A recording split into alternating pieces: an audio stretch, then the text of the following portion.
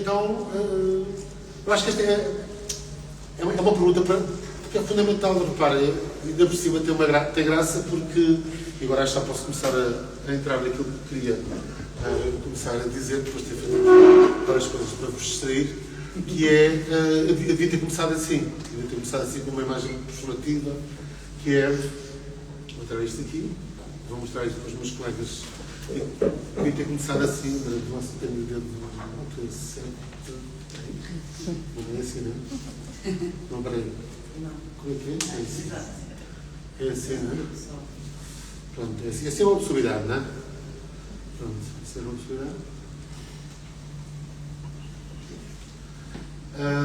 E porque esta revista, imagina, isto é de outubro de 2003. É assim uma relíquia, não é?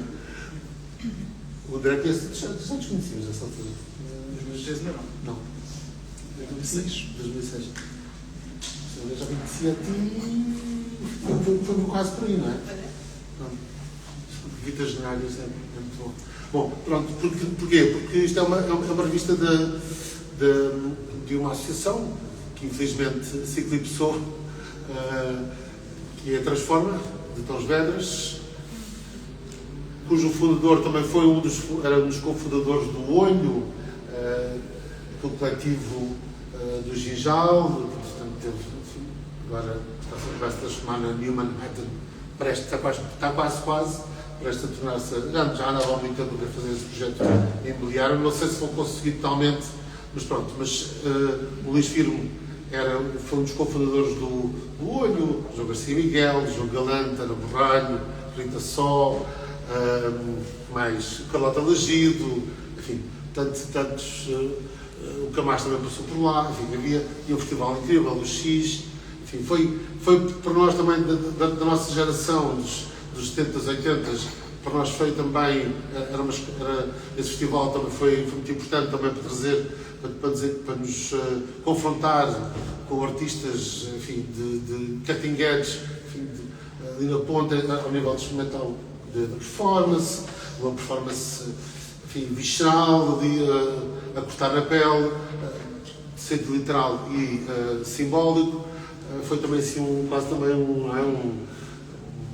havia um livro ao vivo, não é? De artes performativas, para o festival, também do ponto de vista íntimo, e depois também a forma como o Olho foi sendo um espaço também de colaboração de outros artistas e local também de produção de outros artistas. Bom, isto é para vos dizer que o Luís Firmo, entretanto, foi para Torres Vedras e fundou outra forma, e uma das coisas, eu tanto comecei a colaborar com eles, e uma das coisas que fizemos na edição, que se faz tão pouco, infelizmente em Portugal, fizemos a Art Insight, e da Art Insight vem um dos textos, a minha primeira colaboração, eu era editor, co-editor, e uma das coisas que escrevi, o primeiro texto que escrevi era precisamente o que é que as artes contribuem para a minha felicidade, portanto há 22 anos atrás.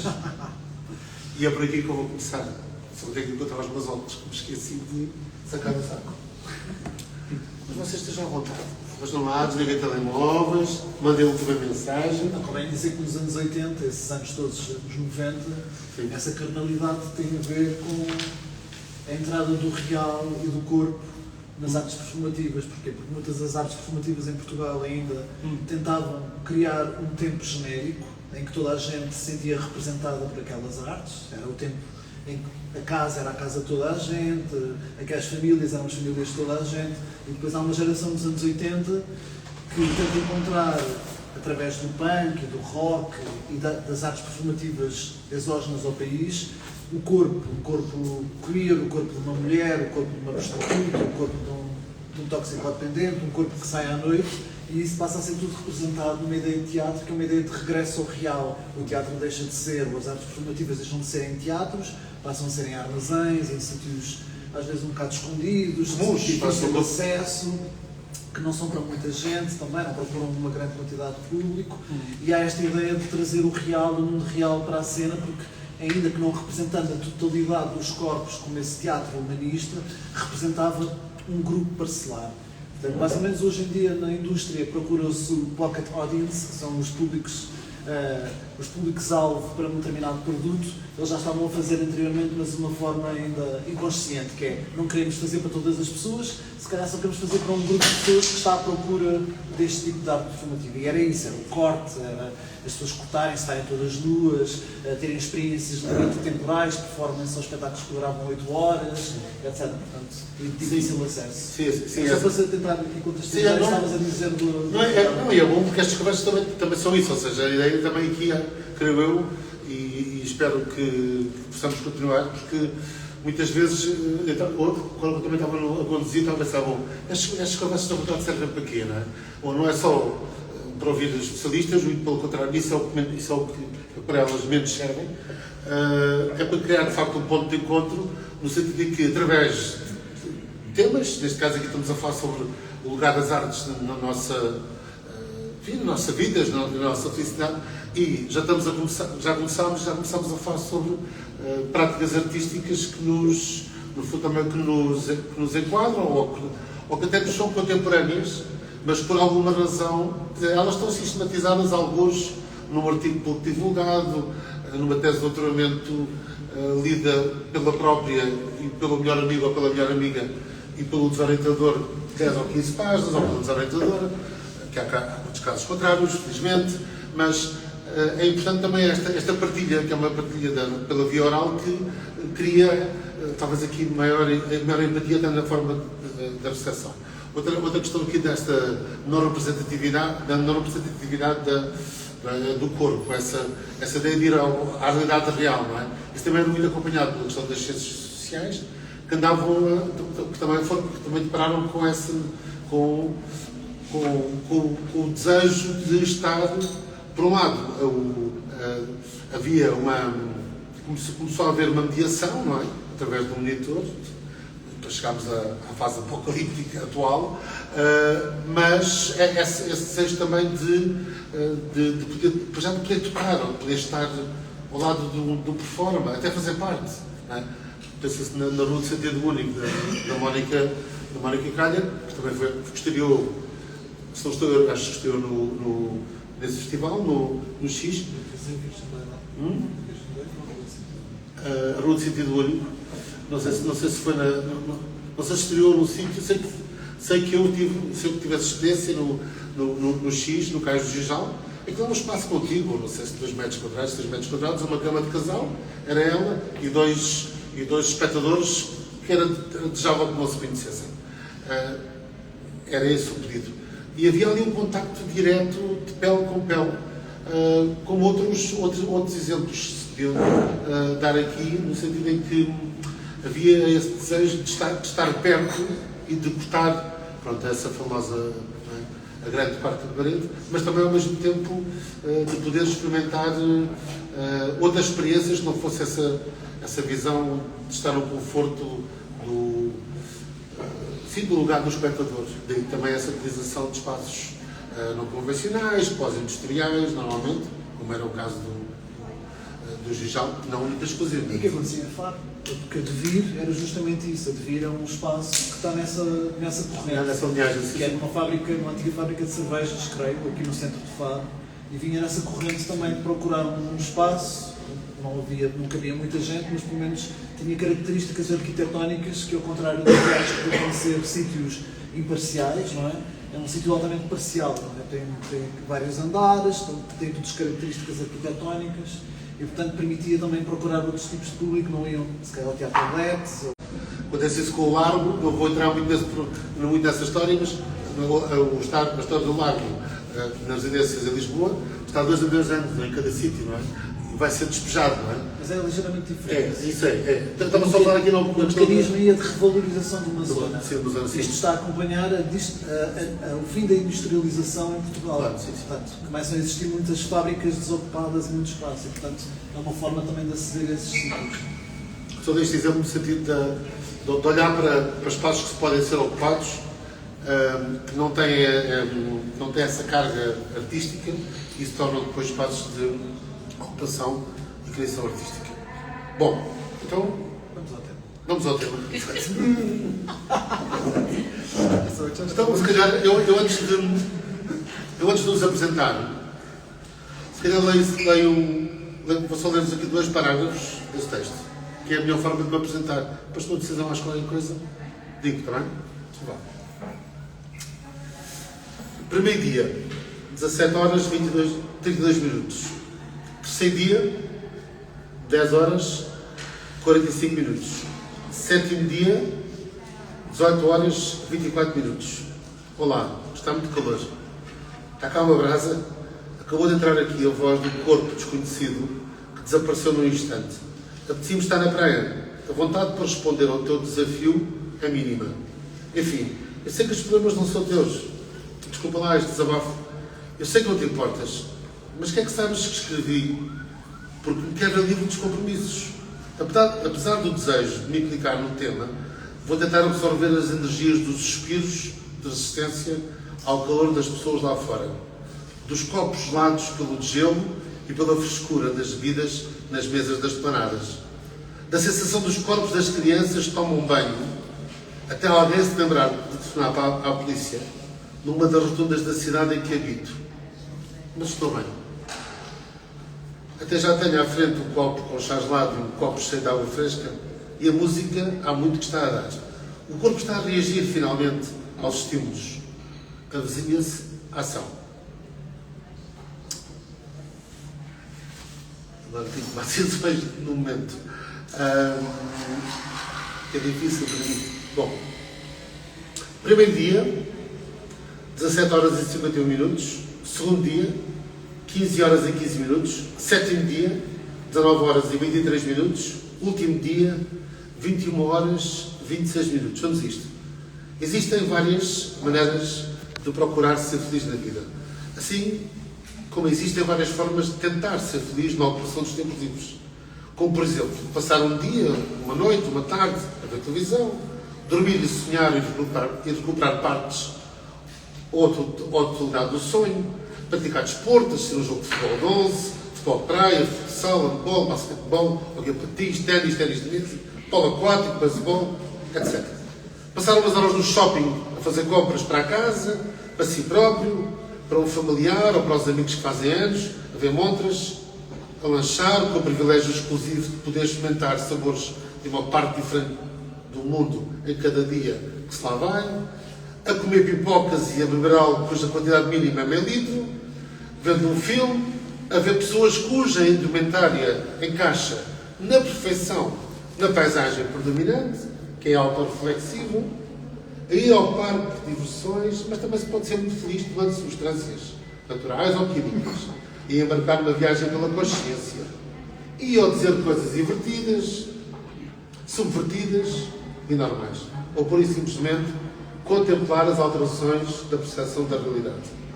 Ou ver uma cidade do seu ponto mais alto, ou estar com a família numa tarde de domingo, ou estar no jardim com os pés descalços, ou ver um filme em casa, ou rir, ou rir. Ou coisas que nos fazem rir, porque sim. Ou contemplar uma paisagem sentado numa montanha, ou dar um pezinho de dança, ou ir ao café e comer ou beber aquilo que nos está mais a apetecer, ou ir ao jardim zoológico e ver um elefante a tocar a sineta, ou satisfazer a necessidade de ultrapassar os limites, desafiar as regras do bom comportamento estipuladas pela sociedade.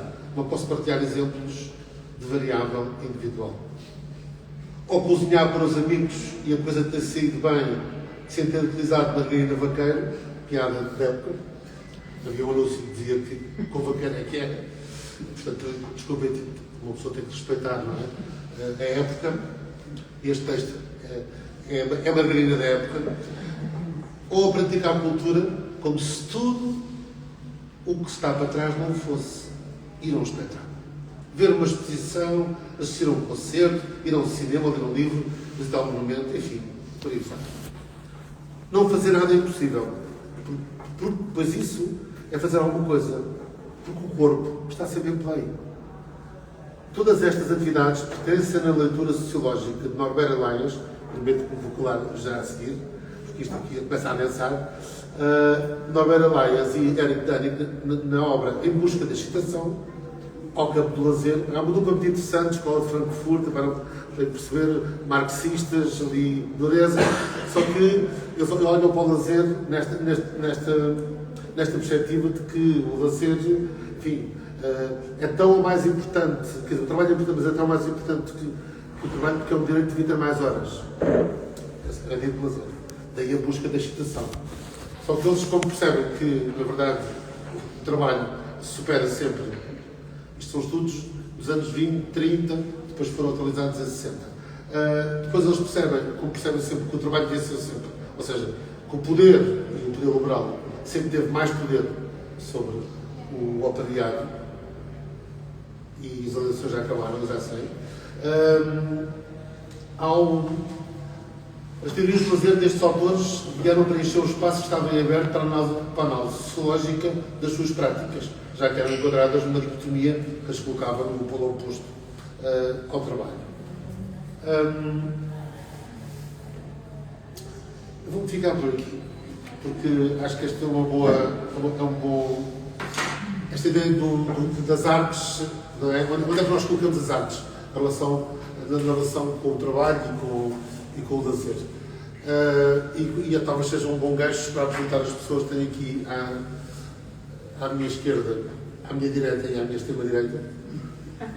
Agora vou dizer esta piada sempre. Eu disse sempre, faço sempre esta piada. Até eu chego a não implodir, está quase a implodir.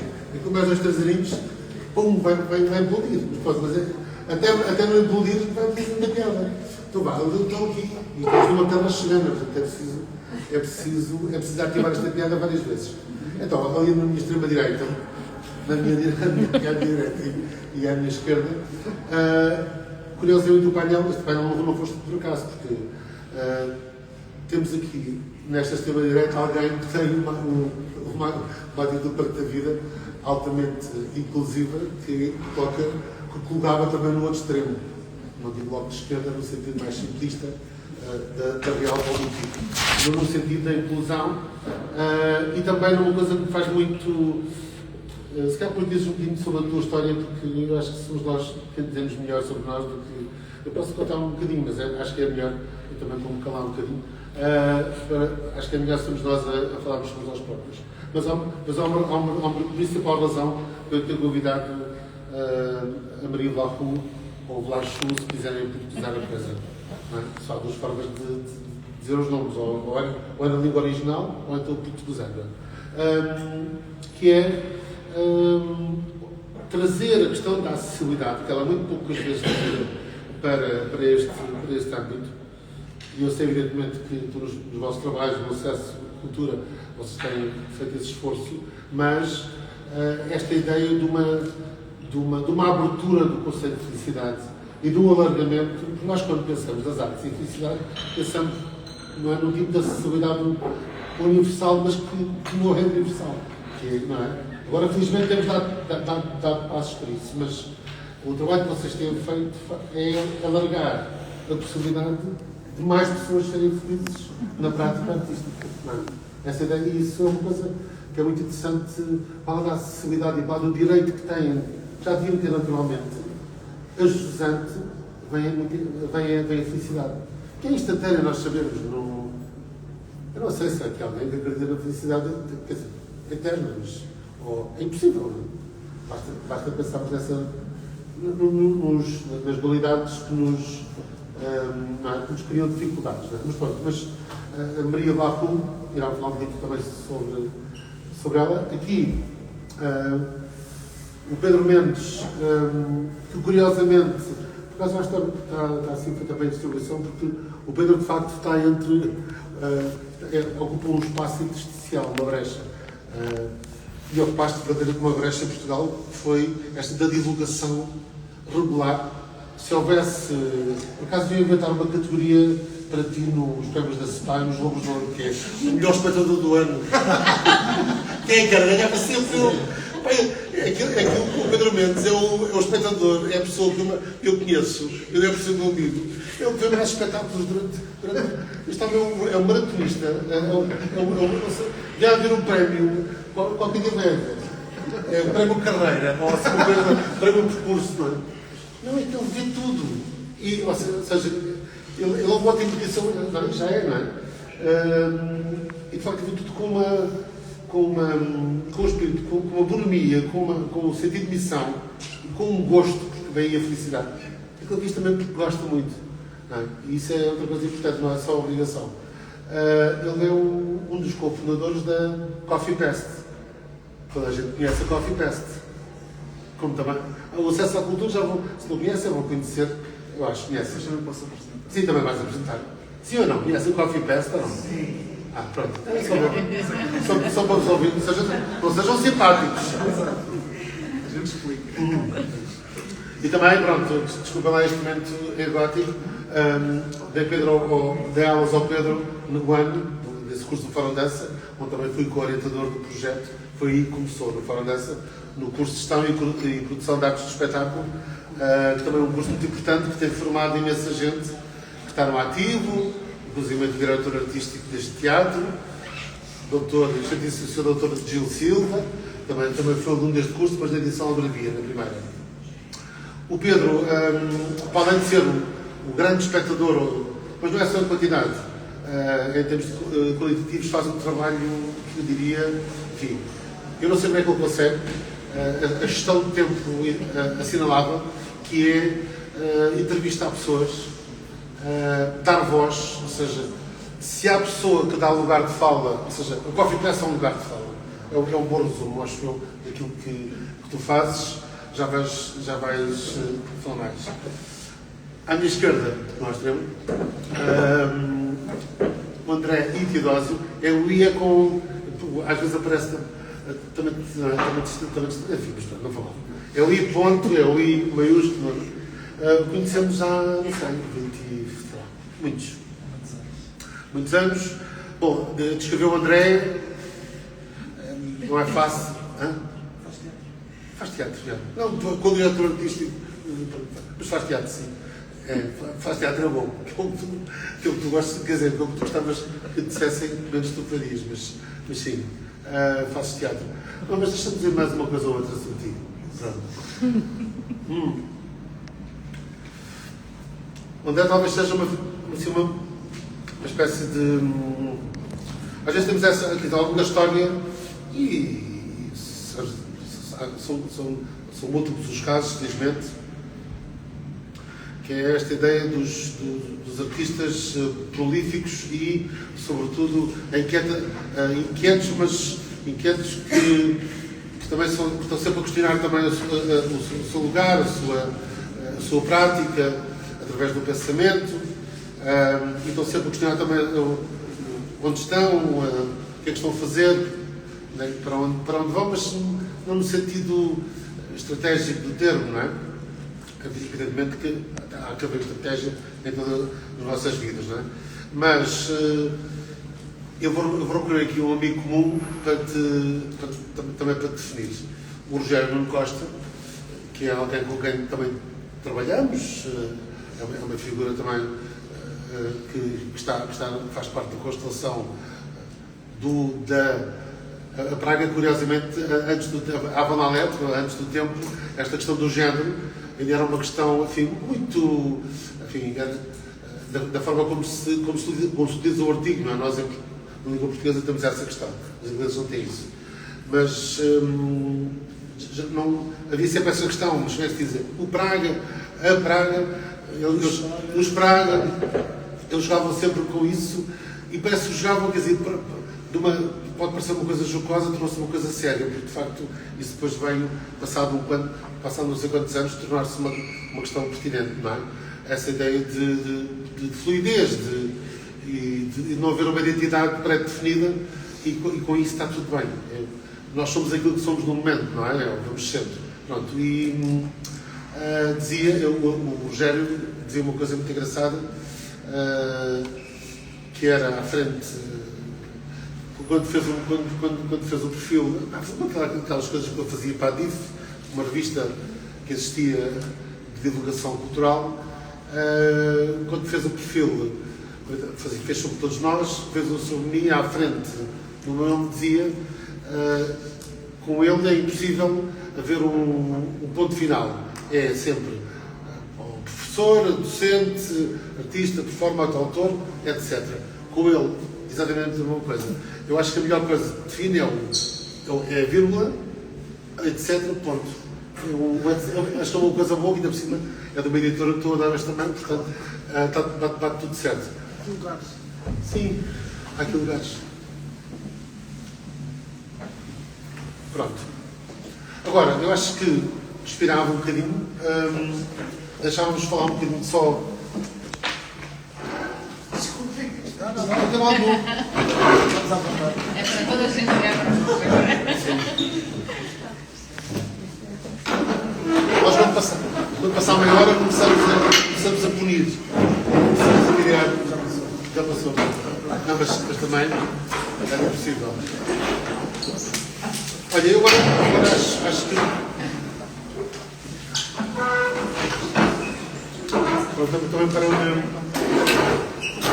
Vou esperar um bocadinho, se calhar agora. Antes de. Ou até se calhar fazia já a pergunta e pedíamos que vos apresentassem e depois a passassem para a coisa. Boa? Pode ser assim? Pronto. Nós combinámos coisas, evidentemente. Não muitas, também não é preciso ser uma coisa muito. Não é preciso ser uma coisa muito formal, senão não íamos nunca lá chegar a essas questões todas. Mas uma das coisas que lhes disse para prepararem, da forma que bem entendessem, depois daqui a uns tempos irão escrever um texto sobre isto, é, no fundo, também qual é aquele lugar das artes na vida de cada um deles. Um lugar aqui no sentido assim, do que elas significam, a que elas servem, o que é que as elevam, o que é que as diminuem às vezes, enquanto diminuem no sentido de perceber que ainda há um caminho. O conhecimento tem às vezes tem essa crueldade, não é? Tem um lado que nos diminui, não é no sentido que freudiano do termo, é um sentido. Nos diminui no sentido. Há tanto mundo, não é? Há tanta coisa para descobrir. E como é que elas contribuem para a tua felicidade, incluindo, evidentemente, aí o que é para ti a felicidade. Acho que é isto. Quer dizer, é para mim. Podes. Eu começar por aqui. Não, mas sou a Maria. Eu vou começar. André? A Maria teve a aquecer a voz. Pois foi. Ouvia-se cá fora. Obrigada pelo convite a estar aqui, ainda por cima com esta companhia, e obrigada por estarem aqui para conversarmos sobre felicidade. Porque às vezes, nos últimos tempos, sinto que a felicidade, para mim, é uma questão de teimosia mesmo, a teimosia de querer procurá-la. E até, muitas vezes, é um ato de resistência, considerando os contextos nacionais e internacionais. Fiquei a pensar nessa pergunta, o que as artes trazem para a minha felicidade. Pensei um bocadinho no percurso, ou seja, quando era mais pequena, não é? E os meus pais mostraram-me várias coisas, levaram-me para várias coisas, fiz várias coisas. E naquela altura a felicidade vinha, sobretudo, de algo que era conhecido, que provavelmente era belo, uma coisa boa. Falando das artes, não é? Era isso. Pois a grande felicidade foi descobrir muito mais que havia. E que a felicidade não vem, através das artes, não vem só a partir daquilo que é conhecido e belo. Vem muito mais a partir daquilo que não é conhecido, aquilo que cada um de nós descobre, aquilo que nos surpreende, aquilo que nos traz desconforto, aquilo que nos entristece. E sinto que agora procuro muito mais isso. De vez em quando a beleza do conhecido, mas muito mais sinto o meu entusiasmo quando vou ao encontro de algo que sei que não será conhecido, começo por aí. E portanto é isso, quer dizer, depois acho que isto também é um privilégio de estar a trabalhar nesta área, porque descobri muitas coisas e outras formas de ser feliz, porque trabalho neste meio, porque tenho uma série de colegas que fazem, que me convidam, que me chamam a atenção, e isto faz-me pensar depois na ponta com aquilo que faço profissionalmente, não é? Porque uma coisa temos o privilégio de ter o amigo ABC que nos conhece e diz: olha, não vais querer perder isso, não como que isto depois se transforma naquilo que é o nosso dia a dia como profissionais. Não é? Como que conseguimos fazer isso com mais pessoas, e ir a um encontro e dizer, olha, não vais querer perder isso. Como que se faz isso quando se trabalha no teatro, por exemplo. E ficava por aqui, pode ser? Já? Sim. Não queres contar um bocadinho O quê? do acesso à cultura? Só assim? Posso contar a seguir? Podes. Quando falarmos do trabalho. Foi para isso que eu tenho sido dele. Pedro, Então, é a mesma coisa. no fundo é a mesma coisa. Sim, e em grande parte é a mesma coisa, porque eu concordo com muito do que a Maria disse. Essa primeira abordagem, pelo que é belo, pelo que é mais fácil, é uma palavra difícil, mas eu não me lembro de um antes, ou seja, eu comecei desde os 3, 4 anos a ser exposto à cultura e às artes. Tive o privilégio de estudar numa escola que aliava o ensino formal, tradicional, ao ensino artístico, a música, especificamente. E então, as minhas professoras, maioritariamente mulheres, tocavam na Orquestra Gulbenkian, eram professoras do conservatório, e nós conseguíamos ter acesso ao São Carlos, à própria Gulbenkian, ao São Luís, para ver espetáculos. Então, eu, como digo, não me lembro de um antes, ou seja, sempre estive exposto à cultura e às artes, portanto a felicidade vem muito cedo nesse aspecto. E depois, ao longo mesmo da adolescência, a minha avó, a minha mãe foram-me levando a eventos culturais, a grandes exposições, ao teatro. Ou seja, tenho esse grande privilégio de ter entrado neste mundo muito novo, apesar de, parentes, ter trabalhado em tecnologia durante 24 anos e só aos 50 anos é que fiz a mudança a 100% para a cultura. Mas fui sempre sendo um espectador muito assíduo, cada vez mais intensificado, como o Nelson bem disse, não é? Eu vejo mesmo muitos espetáculos, mas é mesmo por uma questão de, bom, para já profissional, mas por uma questão de curiosidade constante e permanente e quase insaciável. Mas pronto, voltando um bocadinho deste... Não quero mais oferecer. Diz só, eu acho que é importante, mais do que 24 anos em tecnologia, diz exatamente o sítio onde tu trabalhavas. Eu trabalhei, não sei se as pessoas cá conhecem a Comissão do Mercado de Valores Mobiliários, que é o regulador da Bolsa de Valores de Lisboa. Tem tudo a ver, não é? Não tem nada a ver, é um sítio cinzento, formal, fato e gravata, com aquelas dinâmicas às vezes um bocadinho difíceis de escritório, às vezes chefias difíceis, outras menos difíceis, relações nem sempre fáceis, que não quer dizer que não haja noutros âmbitos, mas ali estávamos muito formatados e eu também, no dia, sempre literalmente no último dia em que trabalhei e no primeiro dia em que comecei a dedicar-me só à cultura, foi sair uma tonelada de cima dos ombros. E comecei a ser feliz a 100%. Exato. Passei a ser feliz. Sim. Demoraste há algum tempo? Tantas conversas? Demorou uns anos até fazer, sim, eu preciso de conversas com amigos, comuns, e também uma coisa que me tenho a dizer, eu não sou muito imediatista. Às vezes levo anos a pensar e a ponderar e a adiar mesmo e a procrastinar, até que um dia se dá a mudança. Mas pronto, mas o Coffee Paste veio em 2006, portanto faz 20 anos este ano. Mas só voltando um bocadinho atrás, eu ao longo da adolescência também fui sendo, primeiro com a família, depois com amigos próximos, sendo espectador de cinema independente, era assíduo no King, em Lisboa, que infelizmente já não existe. E depois, ao longo da idade adulta, continuando a ver muitos espetáculos. Chegamos ao ano de 2006, em que, como o Nelson bem disse, foi meu professor do Fórum Dança, e de facto no fim desse ano, e depois cá faço com a Maria, depois falo no Coffee Paste quando passarmos a seguir, não é? Portanto, a felicidade está cá desde sempre. E como a Maria bem disse, se começou por ser só o que é belo, o que é mais imediato, eu hoje em dia também sou feliz quando discordo, quando saio de inquieto, quando saio a chorar, quando não gosto, com a problemática que eu gosto e não gosto também pode trazer, mas quando não me identifico ou quando discordo em absoluto, ainda assim eu não me arrependo de ser testemunha desses eventos e desses espetáculos, porque alguma coisa me traz sempre. Bom.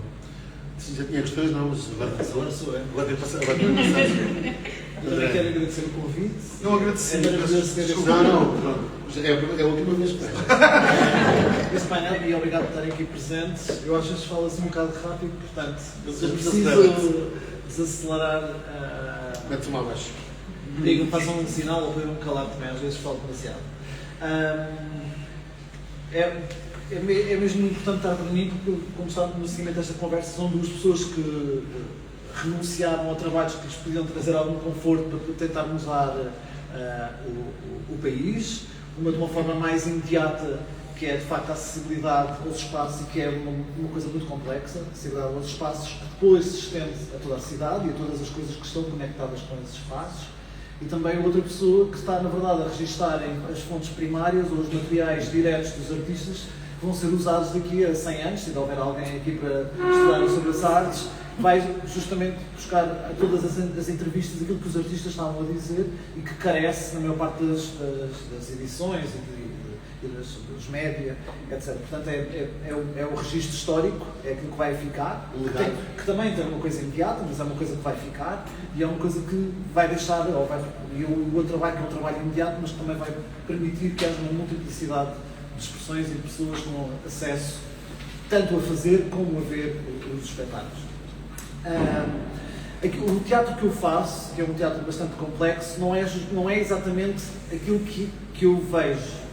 Isto é, eu não tenho uma empresa de fazer t-shirts de todas as cores. Consegui fazer uma empresa que só faz t-shirts de uma determinada cor e especializarmos num determinado tipo de coisa, mas isso não invalida que eu não use t-shirts de outras cores ou que não vá haver outros espetáculos ou outras coisas. Portanto, eu não tento fazer tudo aquilo que gosto ou tudo aquilo que vejo, eu tento fazer aquilo que eu acho que falta no sistema artístico em Portugal. E isto tem a ver com isso, justamente aquilo que para mim é a função de um teatro que é subvencionado, que é coparticipado, é para não fazer aquilo que já existe, mas para complementar a oferta cultural com aquilo que não existe. E, portanto, eu vou tentando perceber o que é que não está a existir, o que é que falta, e tento fazer esse tipo de teatro. Isto para dizer o quê? Porque a pergunta do Nelson, que é uma pergunta à Nelson, para mim é uma pergunta muito complexa, porque ela é uma pergunta que parece que tem uma direção para ter uma resposta, mas na verdade é uma pergunta com muitas respostas possíveis. Porquê? Porque é uma pergunta polissémica, cada palavra significa muitas coisas. Se nós pensarmos em artes, para mim artes, ao longo da minha vida foi muita coisa. Foi a minha avó a bordar almofadas com cabelos, ou a minha bisavó a escrever livros, ou os meus pais a levarem-me à ópera, e estas coisas são... Ou a seguir no meu bairro, ir ouvir umas festas de verão e ouvir o lambada, etc. Tudo isto para mim são artes. Portanto, é um espectro imenso de coisas, não é? Que tem muitos vetores e muitas formas de expressão, como todos nós, a roupa que nós vestimos é arte, não é? Então, ela tem um designer atrás que investiu tempo e nós escolhemos através dos nossos critérios, seja pessoais ou sociais, escolher todas as roupas que estamos aqui a ver neste momento e que são bastante quentinhas em geral. Depois, a ideia de contribuir, não é? Porque é que as artes contribuem. A contribuição também é muita coisa, não é?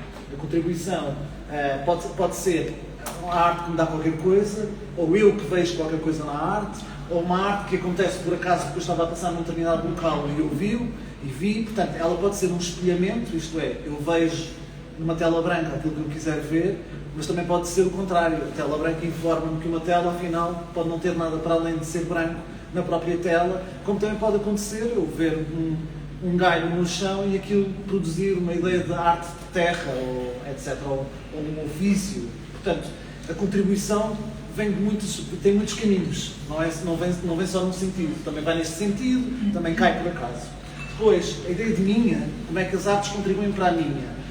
O que é que sou eu? Todos nós aceitamos o papel definido pela sociedade, mas também o podemos rejeitar.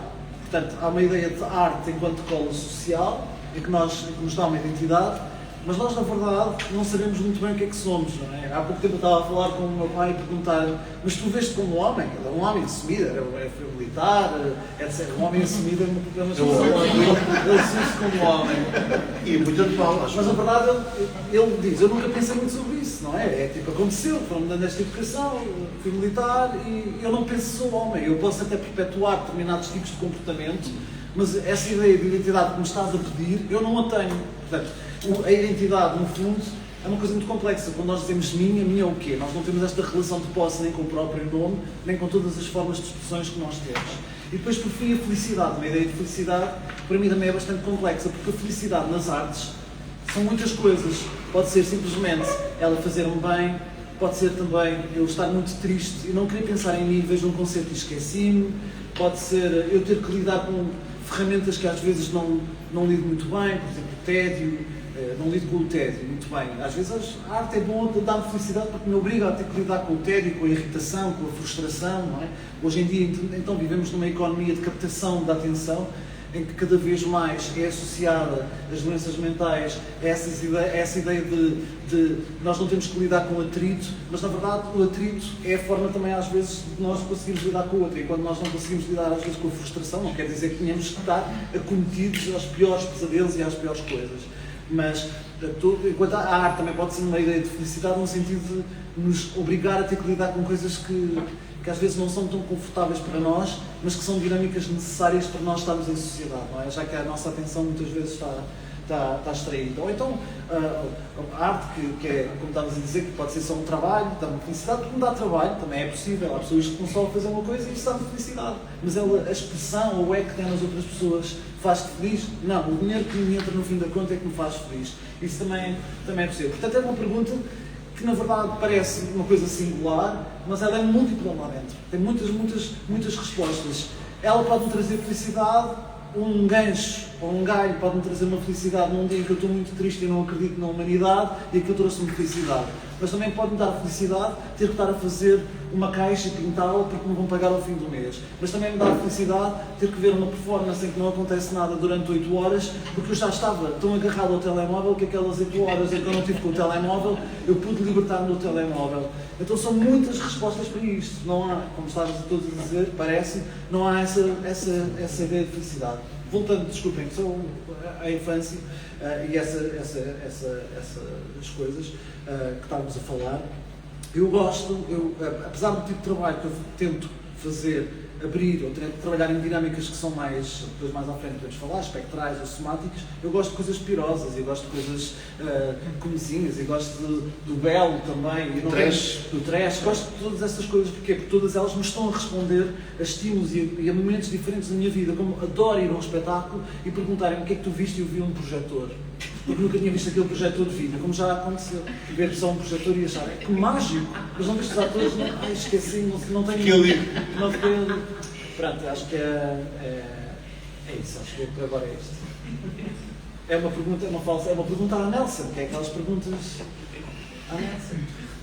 Quer dizer, pronto, eu não vou ser egocêntrico, porque gostava muito de explorar isso, agora vai ser no jantar. Então, se calhar fazemos a segunda. Porque há tanta coisa para dizer sobre que. Não sei, há uma. Sempre ter entrevistas. Então, sim. a parte de. O que é que as artes trazem para a felicidade? Não é? E agora já naquilo que é o nosso contexto profissional. Pensando um bocadinho no meu percurso. Estava a fazer o meu mestrado em Museologia em 93, 94 e aí descobri o marketing, palavra muito feia no meio da cultura, na altura, provavelmente ainda hoje, mas eu descobri essa ideia e essa prática do marketing ligado aos museus e penso que tudo começou por uma questão muito egoísta. Eu gosto muito disso, quero que mais pessoas gostem disso. Começou assim.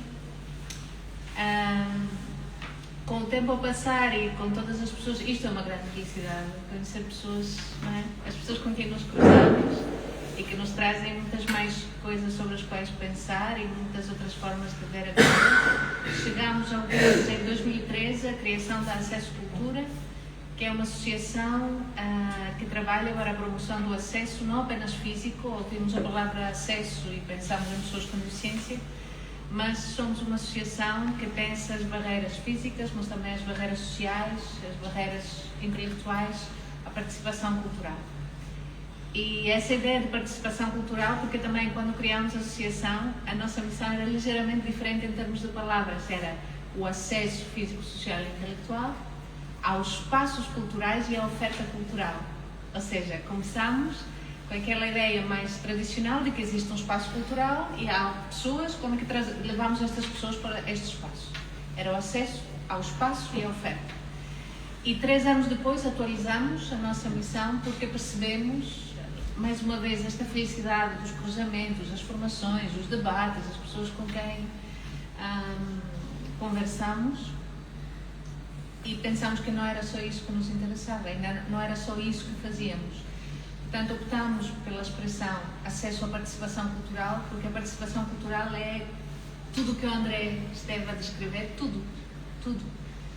Porque a cultura pode acontecer em espaços formais, mas acontece na nossa casa, acontece na rua, no parque de estacionamento, na loja, numa repartição de finanças, acontece em vários sítios. E também não nos interessa apenas a questão do chamado público, porque também há pessoas que querem trabalhar nesta área, como artistas ou como qualquer outra coisa, gestores culturais, técnicos de luz, e que também encontram barreiras. E, portanto, a associação cresceu, não mudámos mais a missão, passaram, entretanto, mais de 10 anos, porque é dentro disso que nós trabalhamos. E no meio de leituras e de conversas, etc., surgiu para mim muito recentemente a ideia, o conceito do direito cultural, não direito humano, direito cultural. Há 5 anos nunca tinha pensado nisso. E esse direito que cada um de nós tem de ser o que quiser, como quiser, de não ter de se encaixar para poder chegar onde quiser, de poder sonhar, fazer o que lhe apetecer. Aliás, em 2020 ou 2022 também trabalhamos a visão da Acesso Cultura, não só a missão. E a visão, se quiserem, é aquilo que nos faz levantar, aquilo que realmente nos move, não é? Que nos faz acordar e ir trabalhar. E por que nos faz ir trabalhar? E lembro-me até, porque estávamos a falar da extrema-direita, há 2 anos, depois das eleições, acordo da manhã, vejo os resultados e pode parecer estúpido, mas a primeira coisa que fui fazer foi ao website da Acesso Cultura, ler a nossa visão. E a nossa visão é contribuir para uma sociedade curiosa e inclusiva, na qual qualquer pessoa possa sonhar, ter oportunidades para participar e ser o melhor que puder. E é nisso que trabalhamos, é isso que procuramos fazer. Não há receita para a felicidade, e por isso é que, se puder fazer um parênteses aqui, sou muito cética, muito crítica da ideia da prescrição cultural. Não sei se já ouviram falar, em vários países, inclusivamente em Portugal, não há receitas. Cada um de nós faz o que lhe apetecer, e não é que vais ver o espetáculo A e fazer a atividade B e o resultado será C. Podemos estar 4 pessoas sentadas ao lado a ver algo e saímos, como o André dizia, um só viu o projetor e o outro sai maravilhado e o terceiro sai... O que é que foi isso? Não é?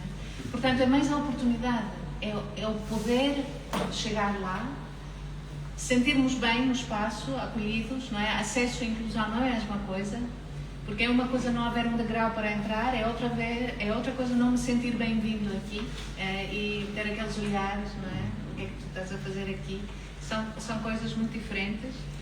E ouvindo-vos falar, lembrei-me de uma coisa, de como as coisas se materializam às vezes. Tinha ido ver a Sagração no CCB, ia com uma colega que não vai muito ao teatro, e acho... Na sua versão...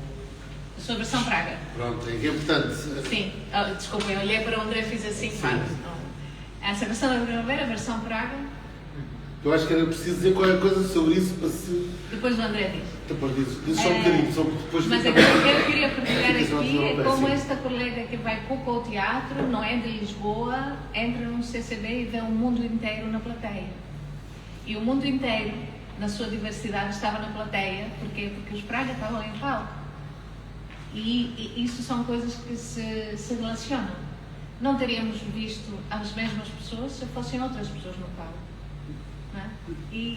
Bom, é isso. Pronto, e agora não quero ser, eu só quero ser uma nota de rodapé, que acho que é importante, mais de caráter historicista do que propriamente, é historicista mesmo, ou seja, mais factual, porque senão não se percebe o que a Maria está a dizer, a diferença entre esta questão entre inclusão e acesso. Conta só um bocadinho, só um bocadinho, como é que conta, sei lá, a empresa que tinhas.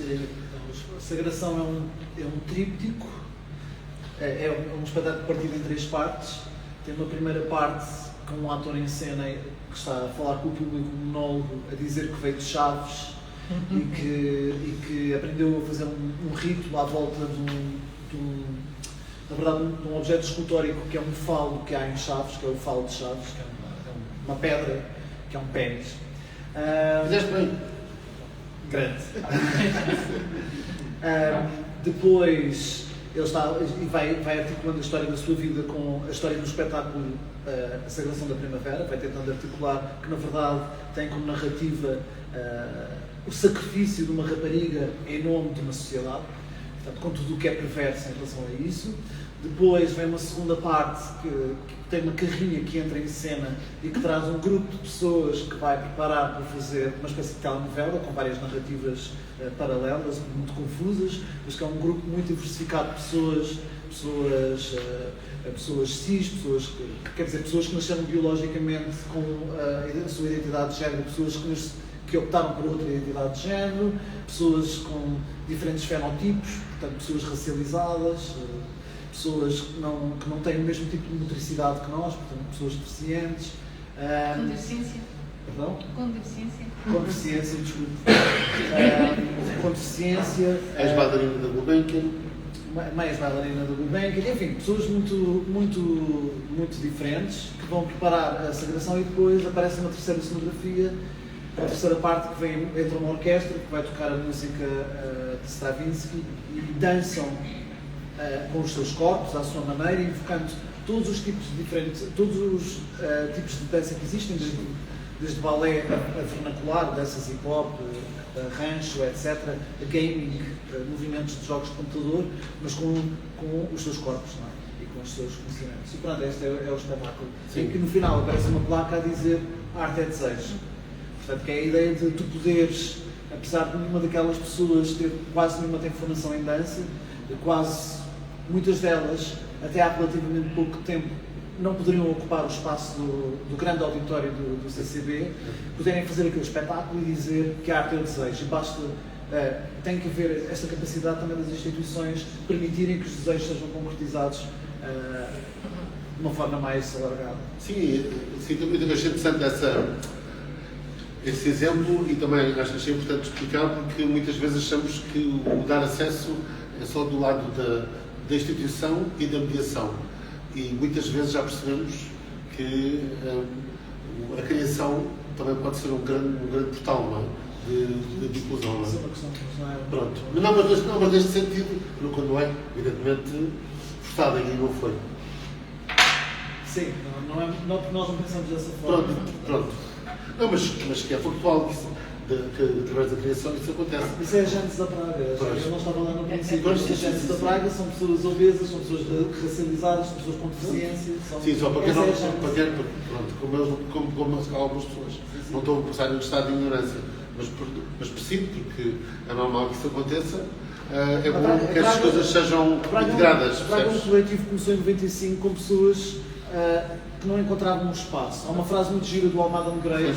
Uma vez me perguntam ao Almada Negreiros como é que conheceu a pessoa e todas as outras pessoas, o que é que os uniu? E ele, o que nos uniu foi a desgraça. Há um vídeo muito giro na Gulbenkian, no site da Gulbenkian, que é essa entrevista. E o que uniu estas pessoas era uma desgraça. Porque a Cláudia Jardim não podia entrar no conservatório porque era obesa, o Cláudio Ramos tem uma deficiência, portanto, tem uma deficiência, portanto não podia fazer determinadas coisas. A Cia Soares era uma pessoa negra, que hoje em dia dirige o Griot. Portanto, todos eles se juntaram e fizeram uma companhia que podiam ser os reis, as rainhas, homem ou mulher, era indiferente. Finalmente podiam afirmar-se. Portanto, a gênese da praga é justamente isso.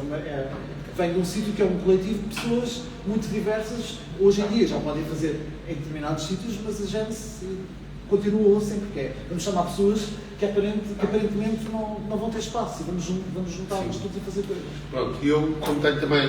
Por isso não é pensado nessa forma. Sim, não, mas não há outra forma de pensar para nós. Sim, nós não temos outra forma. Não vamos fazer nunca nem homens nem mulheres, nem mas eu não disse isso nesse sentido. Eu estou a dizer, porque isso... o que eu disse é que também a criação pode ser esse portal, neste caso, houve aqui uma necessidade. Eu tenho questões em relação a isso. Eu também tenho muitas, mas aliás, e nota-se agora nos últimos... Porque o que acontece é, desde que o acesso à cultura começa a meter isto como marcador, depois a DGA explode isso, e depois começam a apropriar-se. Eu já sabia que ia chegar aí, mas não. Não, senão depois chegamos aos elencos dos espetáculos e dizemos assim. Por um lado ainda bem. Não, por um lado ainda bem, sim. Eu tenho sempre o pé atrás. Mas essa Quer força. dizer, o que é a seguir? Pois, Porque, por exemplo, até há muito relativamente pouco tempo, as candidaturas valorizavam pessoas afrodescendentes. Sim. Neste momento, são valorizados a Coreia do Sul, a Coreia do Norte não é, Ainda não dá. Ainda não dá. os Emirados Árabes Unidos, etc. E o que acontece é que quando tu falas com muitas pessoas afrodescendentes, os convites declinaram, deixaram de ser tão preponderantes. Porquê? Porque as pessoas de facto começas a perceber que estão aquelas estruturas todas que eram tão inclusivas, de repente, passavam a procurar outras coisas. Sim. Não, e pelo lado perverso também, de repente vês os elencos, os elencos, ou quem faz parte dos processos criativos, e aquilo parece muito cheque. Não é? Por isso é que é bom ir ao Coffee Place ouvir as entrevistas antigas dos artistas, exatamente. ver o que é que eles diziam e o que é que passavam a dizer. Agora, mas eu sabia que não era igual. Agora, eu acho que era importante é que também, e é para deixar aqui também uma outra mensagem, acho que eles vão concordar comigo, que espero. Senão também não houve mal nenhum. Que é, este exemplo que o André fala da Fundação dos Praga, foram pessoas que acabaram por perceber que tinham elas próprias que criar e conquistar o seu próprio espaço. E isso também vos digo, e aqui também de soslaio, sem mal concentrar muito, eu não tenho formação artística. Minha formação artística é como espectador. Fui um bocadinho Pedro, mas não tanto como tu nunca, fui ver muita coisa. Mas também é possível.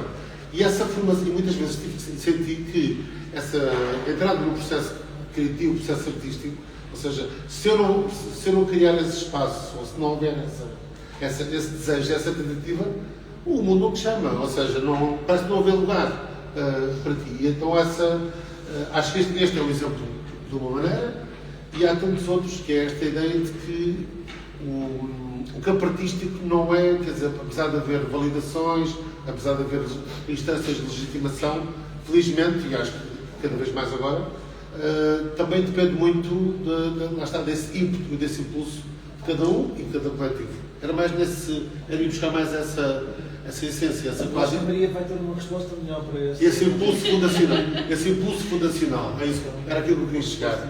Impulso fundacional. Bom, sim. Nada. É? Não sei, eu estava confiante.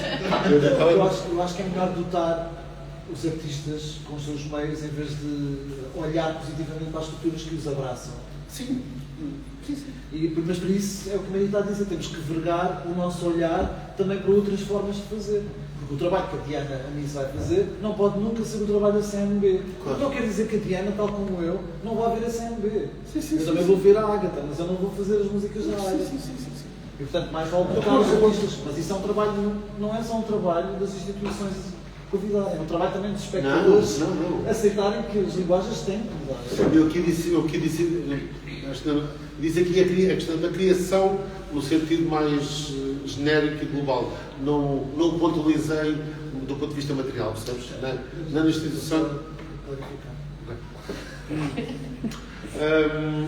E outra coisa que também acho, esse dotar, também não vamos por aí, esse dotar também, neste momento, diga-se, eu sei que somos um país muito frágil e depois visto muito bebezinho do ponto de vista democrático, bom, e dotar também de meios, porque já estamos ainda, e estamos estes últimos 10 anos, foram 10, 20 anos, e sempre aconteceu isso, mas eu acho que estes últimos 10, 20 anos perceberam claramente que o poder não está a conseguir acompanhar a velocidade da criação, nem da produção criativa, nem do desejo. E existe imenso desejo que não é satisfeito por cegueira e por miopia política. Mas isso são outros 500, talvez outra mesa redonda. Bom, mas fica aqui também a nota, porque também está... Não é só o poder. A Maria veio cantar uma música grega em filme. Essa música. Sim. Eu estava a contar que vim ouvir, porque eu vim para Portugal em 94 e não conhecia o GNR, decidi ouvir as bandas, os discos todos do GNR na viagem. Mas qual é o trabalho que nós fazemos de todos os dias e procurar, vou ouvir um disco de alguém do Quênia, ou alguém da Grécia. É um trabalho também individual, não é? E isso também não é muito comum e todos nós muitas vezes participamos nisso, de pronto, agora saiu o disco da Rosalia, vamos Agora ouvir o vou- disco da sim. Rosalia. E eu acho que eu entendo que o poder tem, de facto, mais poder e mais meios, Sim, mas também é uma coisa nossa. Os festivais de música do mundo acabaram, o nosso consumo também muitas vezes laid back, como é que eu ia dizer? É muitas vezes preguiçoso, não é? Sim, mas o Bruno estava a dizer. E às vezes dá trabalho, porque às vezes tenho que ir para o Spotify, ok, vou procurar Claro. discografia E ouvi programas de rádio, do Soto para tentar ouvir músicas, há muitas que eu não gosto, mas é que vou seguir aquela banda, ok. Vou... Sim, mas o Bruno eu não devia estar mais de acordo. Não, e nem todas as pessoas podem fazer estes, ou querem ou podem, mas fico a pensar, ouvindo-vos, não sei se viram um documentário da RTP há uns anos, O Pimba é Nosso. Alguém viu? Sim, É dos melhores documentários que vi. O Pimba é Nosso. Do Bruno Nogueira, são vários episódios. Há um outro. Não sei quantos anos tem, mas é Também incrível. E esse é descobrir a arte e a beleza e o significado, sobretudo, mais do que a beleza, o significado, não é? Por trás de coisas as quais não íamos prestar ou a priori teríamos de dar. E não passei a ouvir Pimba, mas adorei o documentário. Sim, E foi a RTP, lá está, foi a televisão. Foi à procura dessa genealogia. Que nos proporcionou isso. Mas o Bruno também fez alguma coisa pelo Pimba. Bom, mas isso também são outros 500. Agora, mas esta questão também aqui já vou eu.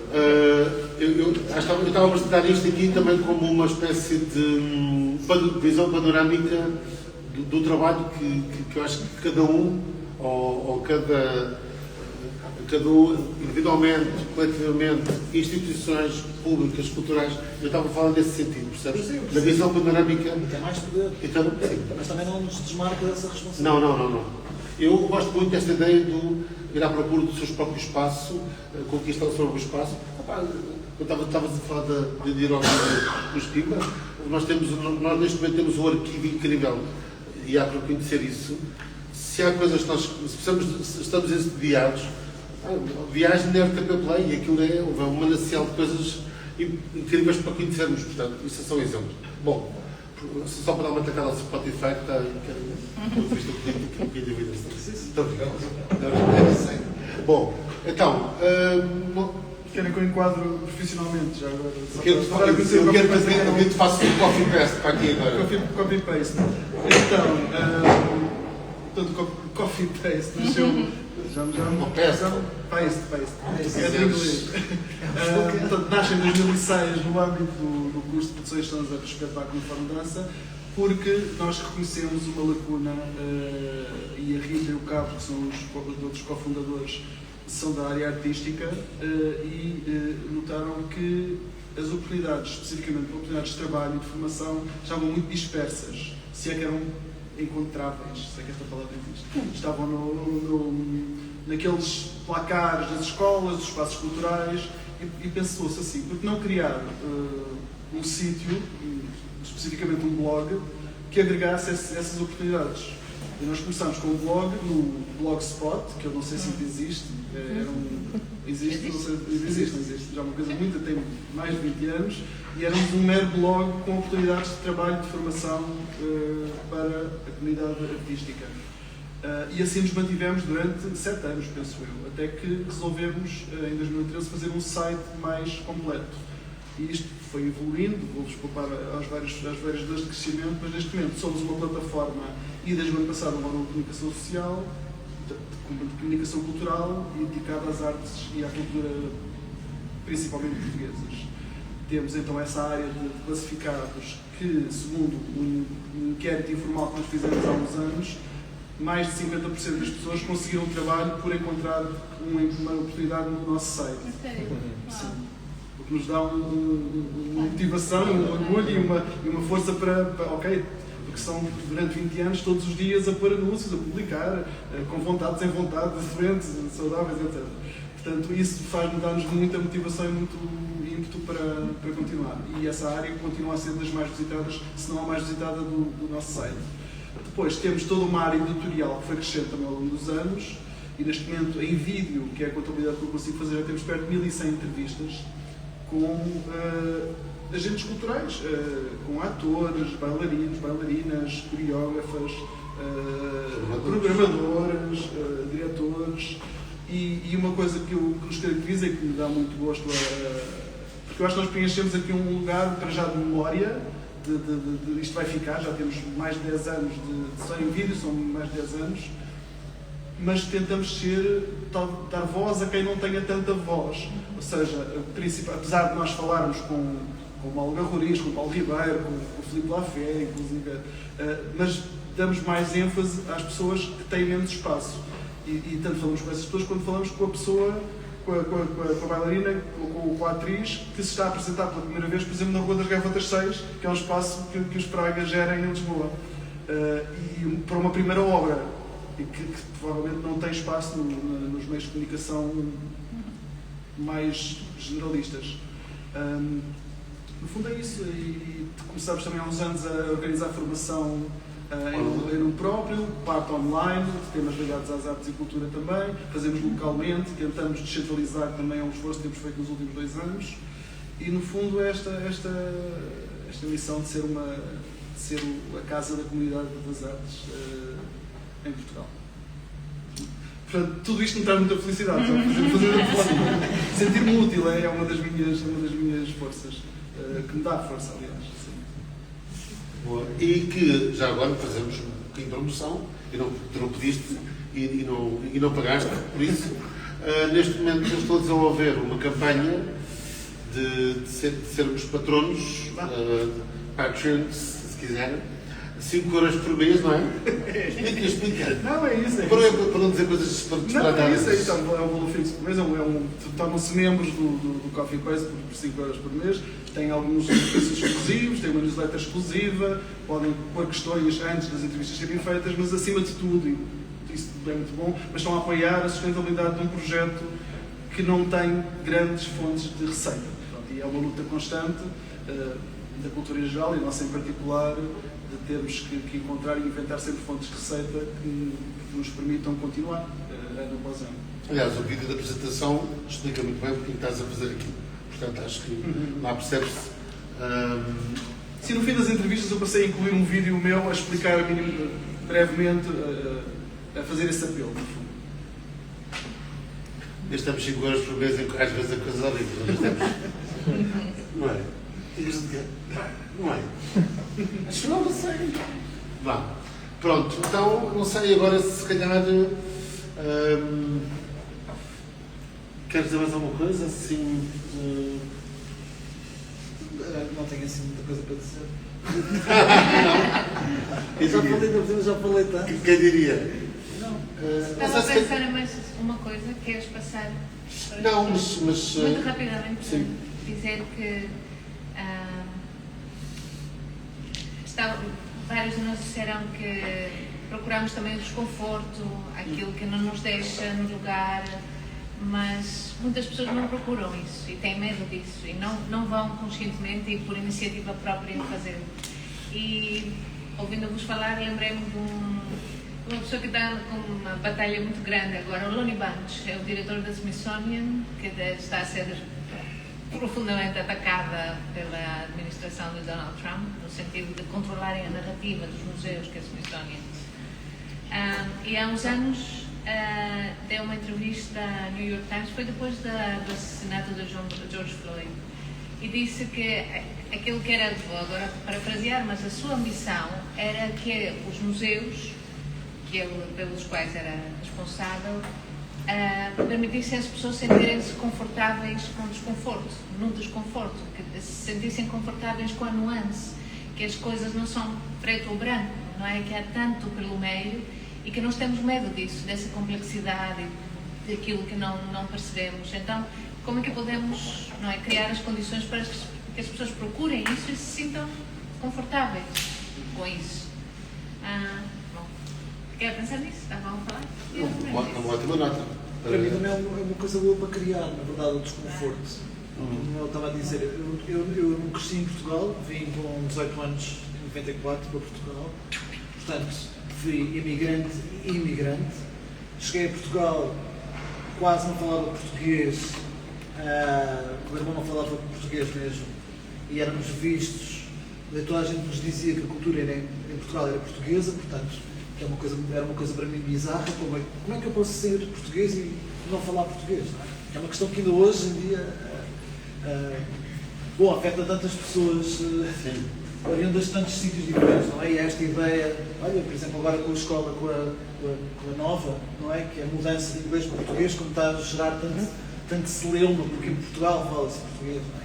Eu já disse, em Portugal há três línguas oficiais: língua gestual, o mirandês e o português corrente. Portanto, podem pôr a nova em mirandês, não há problema, não é? Não é uma língua oficial.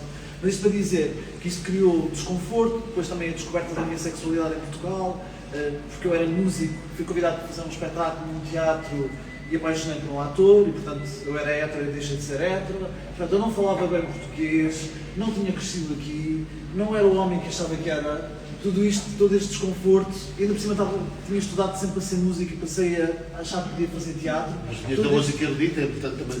Sim, era música erudita. Isso também poderia aí alguma coisa? Sim, mas pronto, todo este desconforto fez com que eu conseguisse encontrar uma necessidade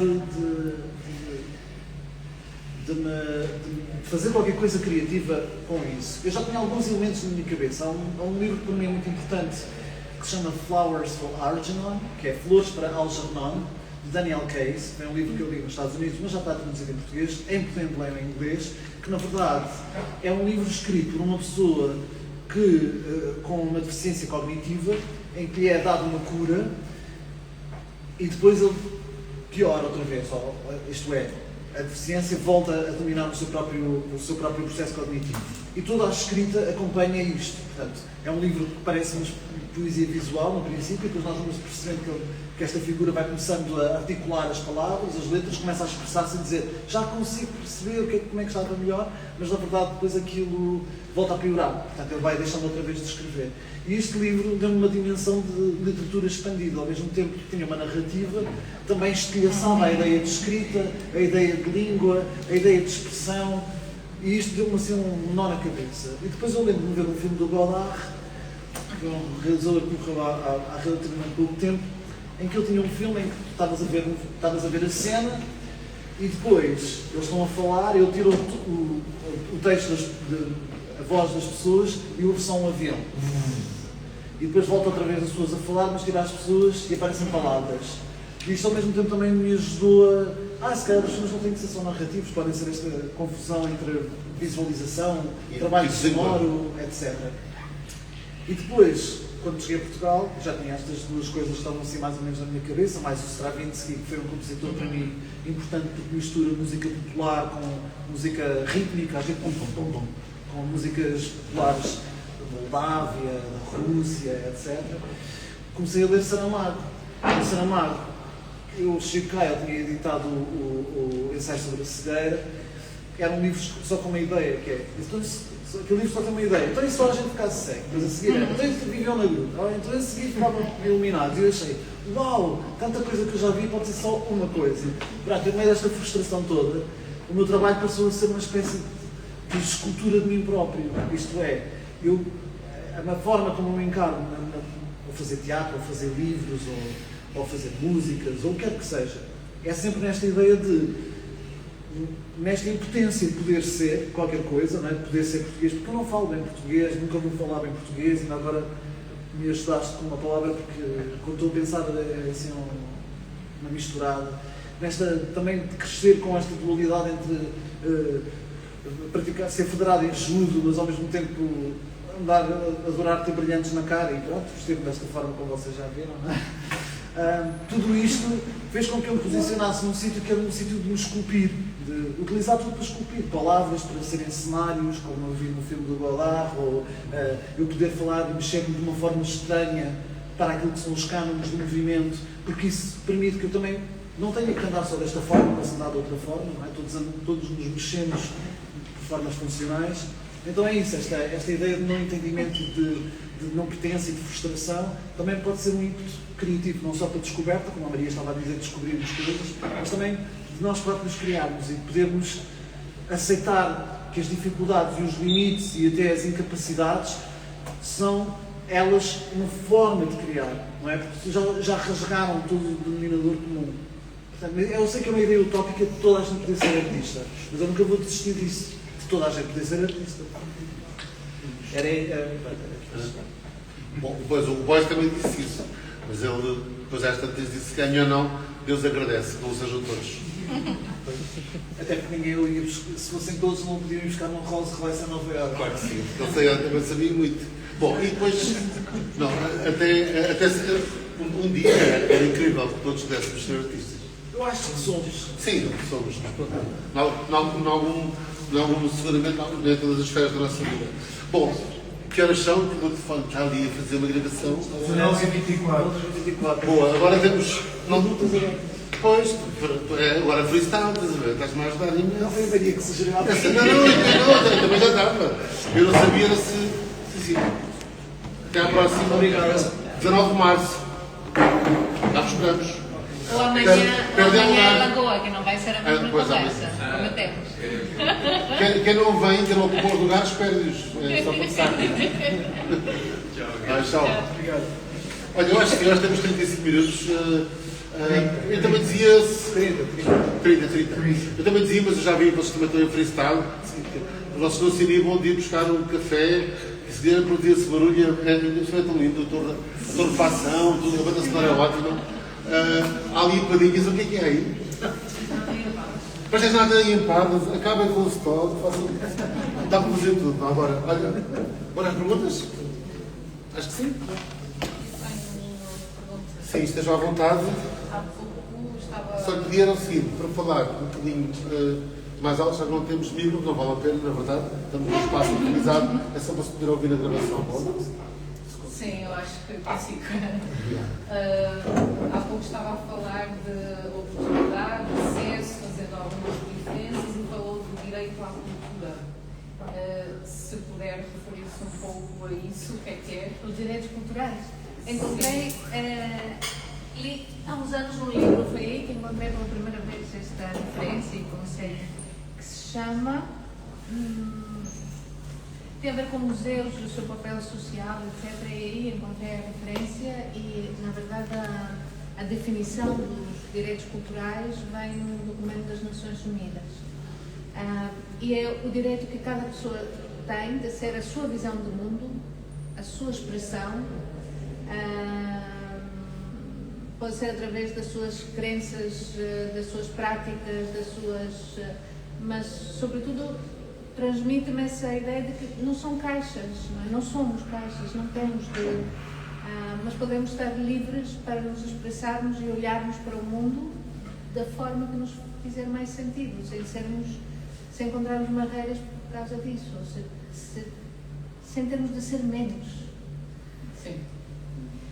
E uma outra pergunta, falou-se várias vezes de minorias, até que ponto as crianças podem estar incluídas nessa minoria, que não é matemática, mas não sei se tem algum trabalho nesse campo. Eu comecei a usar a expressão pessoas minorizadas do que minorias, e os ingleses, nos últimos anos, os colegas ingleses, não só os colegas, usam uma outra expressão que é de global majority, porque se não pensarmos no homem X sem deficiência, não sei o quê, tudo o resto que chamamos minorias somos de global majority.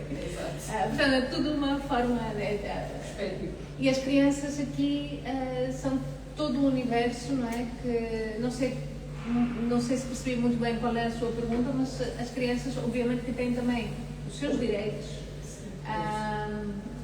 E se nós trabalhamos em relação a isso, peço desculpa, não sei qual é. Sim, se calhar só não estou a ser clara, mas falou-se em existir um espaço, existe este espaço em termos culturais para a infância, para as crianças, a sua voz é ouvida, considerada?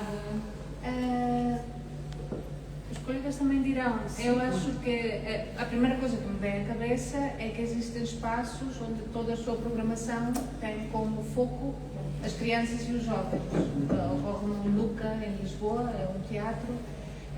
Portanto, toda uma procura de envolver pessoas mais jovens naquilo que são temas da atualidade e não sei até que ponto envolvem as crianças naquilo que são decisões a tomar, a programação.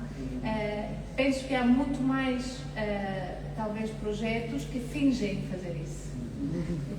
Ou seja, crianças e jovens, já vamos ter aqui recentemente também ficou a pensar, mas não tem a ver com crianças e jovens, um conselho consultivo que foi criado pelo CAM, o Centro de Arte Moderna da Gulbenkian, que foi uma call aberta, não é? Pessoas que gostariam, são jovens, mas têm mais de 18. E portanto, como isso muda e até que ponto existe espaço, não só para dizer às pessoas venham, é aquela diferença outra vez entre acesso e inclusão. Mas sim, estás aqui e nós valorizamos a tua presença e queremos mesmo ouvir-te. E não és um token, não és só para dizer que fizemos. E talvez dizer rapidamente que esta questão da checklist talvez seja algo que não possamos evitar no primeiro momento, é por aí. O tokenismo e as checklists são um primeiro passo, mas não, se ficarmos por aí é que não tem significado nenhum. Ou seja, sim, vamos descobrindo coisas, mas temos de lhes dar condições para crescerem, não é? Sabes, eu já disse quase como uma espécie de equilíbrio das placas tectónicas, não é? Tentar equilibrar um bocadinho. Não é tanto a ideia do equilíbrio. Não é equilíbrio, ou seja, está desfasado, há um desfazamento, não é? Mas digam mais coisas porque acho que não respondi bem. Em relação aos mais novos, há o Google em Lisboa, a Fábrica das Artes do CCB, e muitos teatros municipais pelo país também têm pequenos departamentos ou pessoas, uma secção da programação dedicada aos mais novos. Em relação à participação, não sei até quanto as crianças são envolvidas no processo criativo, mas estava a ver o Miguel, estava-me a lembrar de um espetáculo que o Bestiário fez, do Parlamento de Shakespeare, em que, não sei se estavam envolvidos no processo criativo, mas participavam no decurso e de certa forma influenciavam o decurso do espetáculo. Não te quero pôr debaixo do holofote, mas era mais ou menos isso. Já pus. Mas é pequenino. Então, como era? Desculpa, participavam mesmo? Sim, nós tivemos, curiosamente, na Fábrica das Artes e depois na Culturgest, foi um dos espetáculos que a premissa era ser Parlamento, um foi Shakespeare, outro foi Grimm, com base nos contos dos irmãos Grimm, e ambos os espetáculos nós fazíamos decorrer a narrativa até certo ponto e depois convidávamos as crianças, primeiro dávamos-lhes os microfones para alegarem aquilo que elas quisessem em relação à dúvida que estava ali em questão sobre como é que a história iria acontecer. E nós tínhamos precavido os vários cenários possíveis e então, com base nisso, as crianças é que iam manipulando a história à medida delas, só que nós também não gostamos de fazer as coisas assim tão limpinhas, então nós dávamos as opções de elas seguirem um certo caminho e nós depois manipulávamos para ir para o caminho que nós queríamos. Então o jogo não era elas dominarem, elas perceberem quem é que as podia dominar e o que é que elas faziam em relação a isso. Então o espetáculo era sempre um limbo entre vamos deixando tudo acontecer até nós manipularmos e até percebermos se as crianças, e abríamos espaço para isso, muito curto, mas abríamos e aconteceu, se as crianças a certo ponto se revoltavam com aquilo e agarravam a narrativa por elas e iam contra nós, que éramos uns anfitriões assim maquiavélicos, muito bem disfarçados, ou se assinavam por baixo as regras que nós impunhamos. Nós inclusive chegávamos a ter coisas muito parvas, mas nós comprávamos os miúdos corrupçados e dizíamos, olha, ok, enquanto um falava do outro lado, o outro tentava ler uma conversa e era muito divertido. Desculpa, ias dizer algo? Não tu, André. Eu acho que em termos de inclusão é isso. Há muitas medidas concretas, desde os bilhetes mais baratos, aos próprios equipamentos estarem mais disponíveis para todas as diversidades de coisas que possam acontecer lá, não é? Das pessoas toxicodependentes, uma cadeira de rodas. Tudo isto, um espaço do Estado deve ter. Mas também, e pronto, acho que os bilhetes devem ser dedutíveis no IRS, essas coisas todas, são os bilhetes, são os acessórios discos, são os livros, etc. Mas também acho que tem que haver mais equipamentos distribuídos no país, não é igual, pelo menos em Lisboa, está tudo no centro de Lisboa, onde a maior parte das pessoas vive fora de Lisboa. Portanto, mesmo que os horários sejam cada vez mais cedo, as pessoas não têm forma de lá chegar.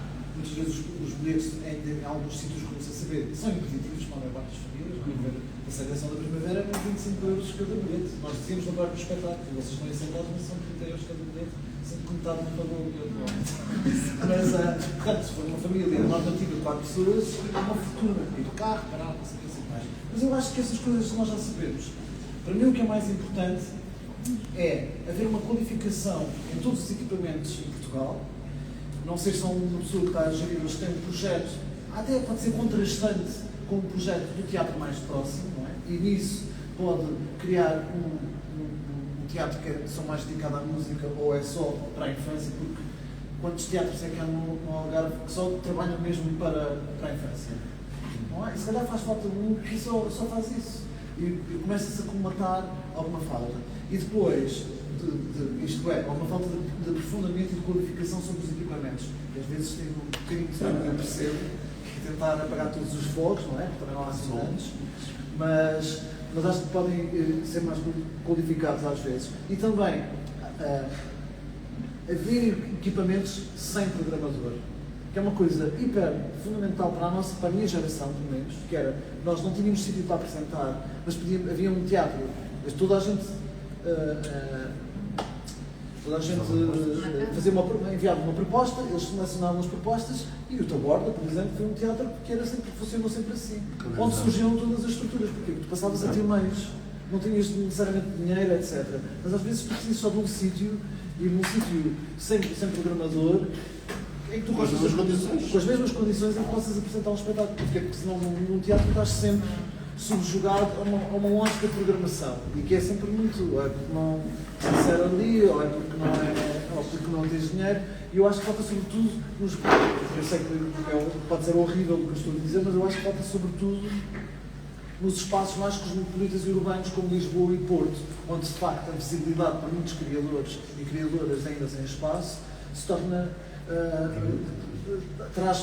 pode trazer mais perspectivas de trabalho a seguir, não é? Não sei disso, porque muitas vezes há galerias de arte espalhadas pelo país, onde os artistas locais mostram as suas obras, mas isso é necessário no centro de Lisboa, é necessário no centro do Porto, no centro das cidades, onde podem ter mais forma de capitalizar o esforço que já estão a fazer, muitas vezes a fazer aquele espetáculo sem qualquer tipo de meios. Portanto, eu acho que também a inclusão também passa por sítios que são dinâmicos e conseguem receber toda a diversidade de propostas que possam existir e dos seus múltiplos fatores. Duas notas, passamos a perguntas. Em relação aqui ao Algarve, não conheço a profundidade de todas as programações dos equipamentos, pelo menos 4 equipamentos que fazem parte neste momento de uma rede de teatros teatro de filme, teatro e cinemas portugueses, não é?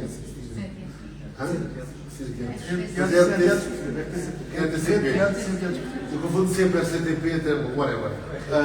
É agora TP, exato. Mas que são teatros certificados, não só por serem belos equipamentos, não só por serem qualificados, mas também pelas suas programações que, obrigatoriamente, terão que trabalhar com a ênfase, a infância e a juventude. É uma questão também de estar um pouco atento a essas programações. Sei que as próprias direções artísticas, no caso de Teatros Seguras, o Cine Teatro Lutano, que são aqueles que eu conheço melhor, e Lagoa, que é de onde a boia vem, estão cada vez mais abertos a criar programas específicos para a infância e para esta questão da inclusão do acesso. É estar um pouco mais atento, porque já temos esses. E só obrigados mesmo, porque senão podem perder até essa própria certificação. Eu tinha uma coisa para dizer sobre. Mas há tantos espaços vazios, qualificados. Sim. Muitos às estruturas, é possível.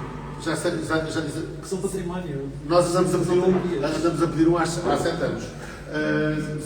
E a verdade é um absurdo. Há tantos. Outra coisa qual é a nossa estratégia? Não temos espaço. Já percebemos também no monitório que existe e os teatros têm as suas programações. Qual é a nossa estratégia? Nós, Boia, é começarmos a fazer um festival para a infância e a juventude no espaço escolar. Ou seja, o ano letivo todo. também, portanto, são espaços que oferecem também, adaptados, evidentemente, não com todas as condições, não com as condições que temos aqui, mas existem outras. E também parece que é uma coisa muito importante essa inversão do homem e da montanha, porque estamos nesses espaços, os mitos estão completamente colonizados pelo gaming, pelas redes sociais da vida, e enfim, e agora já não sei, umas escolas proíbem, outras não proíbem, mas porque também o espaço escola oferece espaços de criação também muito potentes para a criação, portanto também pode ser outra via. Há mais uma coisa Última nota, sim. que eu me lembrei, entretanto, que condiciona seriamente a liberdade das crianças e não é tão óbvia. A classificação etária. Organizámos um debate no ano passado, porque neste momento os espetáculos que são criados para serem dirigidos, por exemplo, a criança a partir dos 6 anos, e a coisa que me ficou mais é uma classificação diferente daquela que os artistas propõem, porque o espetáculo tem a palavra bruxas. E não se pode falar às crianças de bruxas ou de certas temáticas. A violência, os artistas sabem como trabalham a violência com as crianças, dizer, não é? morte, e outros morte, assuntos. assim. E de repente está a acontecer isso, não é? No sentido de dar classificações maiores, sem ser muito óbvio qual é o critério, porquê, e depois vêm explicações dessas. Tem a Nós palavra no A. Parlamento mandámos um guião B. Sim, acontece muito. Mandámos um guião B. Acho que temos que estar atentos O A era a o isso nosso, o também. B cortámos uma série de termos de propósito, já sabemos como é passar. Atenção que isto não está gravado. Mas é verdade, é isso. Isto deve preocupar-nos. Isto deve preocupar-nos. Nós... Sim. Agora por falar nisso, mas pronto, é uma instituição, mas eu ainda me preocupo mais se vai numa biblioteca. E horas de Tem aqui encontro, questão de livros. horas de encontro, quando há determinados temas que as minhas colegas preparam, os pais não vão à hora do conto porque acham que aquilo não é próprio. Quando se trata de histórias próprias feitas por literatura relacionadas com morte, mas a morte não é a morte drama, não é? É uma história que o menino perde um ursinho, é um enquadramento, não é? E que os pais muitas vezes não vão. Portanto, é só para abordar, se calhar, a própria sociedade também. Alguns pais já estão a fazer esse papel, de deixar um bocadinho, não é só o poder. Isto não é só para salvar o colega da humanidade. Eu estava a dizer que somos também nós, não é? Sim, era nesse sentido. Não, Estava claro. só a minha intervenção foi nesse sentido. Às vezes achamos sempre que os outros é que Todos somos nós. maus, mas já Aliás, Não, e respeitar sempre do outro. Pronto. há pouco estava a pensar, quando falávamos da diversidade, etc., que uma das áreas em Portugal onde temos muita sorte de poder ver o mundo é através dos livros e, sobretudo, da literatura traduzida, em temas muito, muito, muito diversos. Não temos tanto ainda pessoas de Portugal, mas há. E então os livros são uma coisa incrível, não é? Sim, mas Quando depois queremos, esta parte que os próprios pais, não, vou falar Sim, disso, isto talvez cicatriz. sempre tenha acontecido, não é? Com os pais. O pior é. Eu Sim. um bocado. É a primeira vez que a criança tiver um desgosto é aos 19. Não sei que Temos não. possibilidade de prestar atenção. Não, mas aí talvez seja também uma das coisas, melhor combinação pode ter para resolver esse corte, não é? Essa interrupção entre pais e filhos, seja ações que juntem, não é? Que sejam... Não, mas essa parte é com os pais. É com os pais, mas não vão. E eles não me inscrevem. Ok. Aqueles temas Olha, mais. É só uma temos, eu diria, 2 perguntas e o agradecimento final. Quem se atreve a fazer? Quem se atreve? Atreve aqui, é no sentido mais nobre do termo. Mas eu acho que de facto não vai haver outra coisa. Eu acho de facto o hiperprotecionismo que existe, e eu compreendo onde vem, não é? Todos nós crescemos de uma forma bastante inadequada a ver coisas inadequadas. Não sabemos necessariamente se desfez bem ou não. Era o Verão Azul. O Verão Azul eu gostei. Mas, de alguma forma, como sabemos isso, criámos uma espécie de uma logística de proteção mas na verdade essa proteção cativa as pessoas, põe as pessoas refém de não ter esferas e ferramentas de lidar com, lá está, com a bruxa ou com uma pessoa nua que aparece em cena, não é? Ou com uma asneira. Eu estou a dizer isto porque a Maria Varro leva o filho a ver todos os espetáculos mais esquisitos e estrambólicos desde sempre. Também ganhou um prémio. E é muito visível, porque é muito raro tu veres os pais levar. Outra pessoa que eu me lembro é o Sandro Feliciano, que é um ator bastante conhecido hoje em dia, não é? E que vai desde pequeno ver tudo. Os pais levam a ver tudo, desde o fado aos espetáculos mais estrambólicos, não é? Mas é muito raro tu olhares para a plateia do tipo de espetáculos que eu faço e veres crianças e tu percebes exatamente que pais é que estão a tentar fazer o quê com aquelas crianças. E é dotar-nos de informação, sabendo que há coisas que não vão correr bem, têm que ser explicadas a seguir, gestão familiar, emocional, etc. Claro que não vão levar coisas para um conceito de noise, certamente, não é para criança ficar com Mas com fones. Mas pronto, mas é isso, esta proteção que nós sabemos de onde vem, na verdade, faz com que todas as ferramentas cognitivas estão partidas. Eu dou aulas e vejo todos os anos alunos frustrados porque não conseguem escrever um texto. E eu digo, calma, respira, não é só escreveres um texto. Mas como é que eu não estou a conseguir? Pois, não sei, nenhum de nós consegue, não é? E portanto, quando tu ficas tenso com um teste, com a entrada em cena, com lidar com o outro, ou com o tio que é no chega e tu não consegues jamais passar o Natal. Eu até o Natal consigo, não compreendo que as pessoas não querem passar, porque eu também não celebro o Natal. Mas quando tu não consegues estar com uma pessoa, porque a esfera política dela é o oposto de ti, e tu já não tens maneira de lidar com aquela pessoa, nem abres espaço para a discórdia, não é? Porque o dissenso não tem que ser um conflito, não é? Podes ter de um dissenso, mas não passares para outra coisa. Portanto, quando todas essas ferramentas estão partidas, o que não quer dizer que não haja pessoas realmente tóxicas nas famílias, mas pronto, mas quando não é o caso, quando é só uma coisa de tu não queres lidar em nome de uma saúde mental que é necessária proteger, então quer dizer que a sociedade está mesmo não só toda atomizada na sua esfera de proteção, como também sem essas capacidades de lidar com isto. E os pais muitas vezes ensinam os filhos a ler, mas não leem, não é? São limitados nesse sentido, não é? Não vão ao teatro, vai ao teatro. Tu vais, não vou ao teatro. Ouve uma música do Kenny, mas tu ouves, não.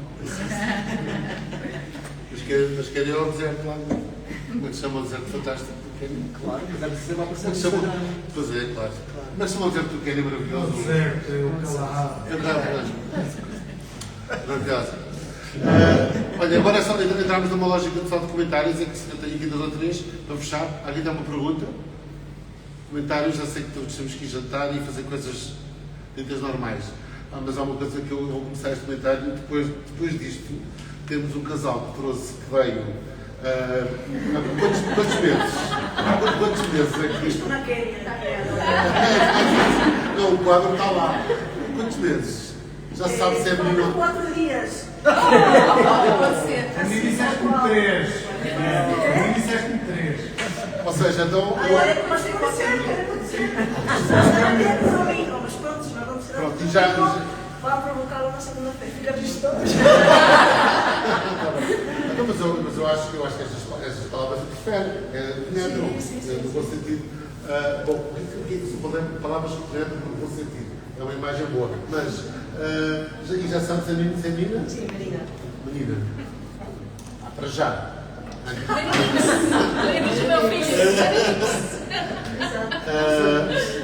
Pronto, então eu acho que esta bem, pode ser. Agora tem aí uma responsabilidade acrescida, não é? Porque ela já ouviu tanta coisa. Porque há a genética, mas depois também há a epigenética, não é? Que são os fatores externos. Nós já fazemos parte. Exatamente. Mas já estou a pensar nisso durante a conversa, a pensar nisso. Não é que essas palavras já vão ressoar. Sim, sim. Portanto, ela agora vai ter que começar a vir. Exato. Não é? Isso é uma coisa boa. Nunca tinha acontecido. Bom, olha, comentários finais para irmos embora petiscar, fazer um pouco desaparecer a vida. Então, se as uvas consigo ir tudo, não? Temos 5 minutos, não. Já sei. Pronto, já foi dos teatros principais das 70 anos. Estás a ver de cimentos? Não, mas tem aqui uma coisa qualquer.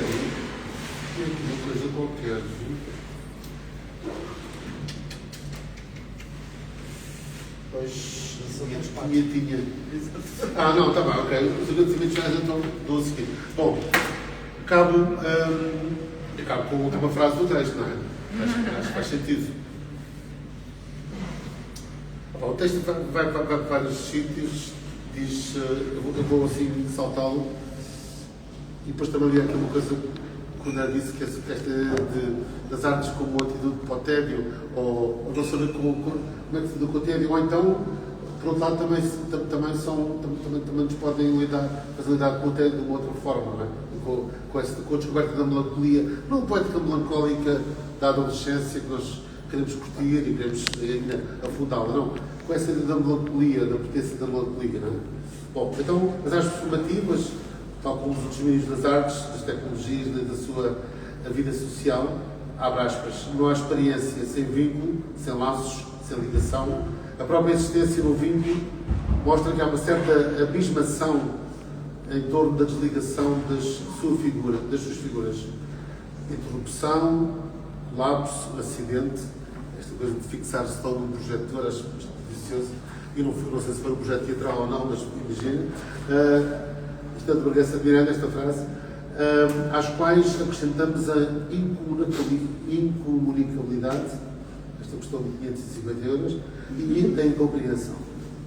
A crise instala-se quando se efetiva a desconexão. A suposta crise, não é? A ligação. Na medida em que a desligação corta algo que se pensava passiva de ser articulado. Não se mostrava sinais de constrangimento e queria experimentar os efeitos dos intercâmbios de energia processados em plataformas interfaciais. Teatro, as artes formativas, um aqui agora, não é?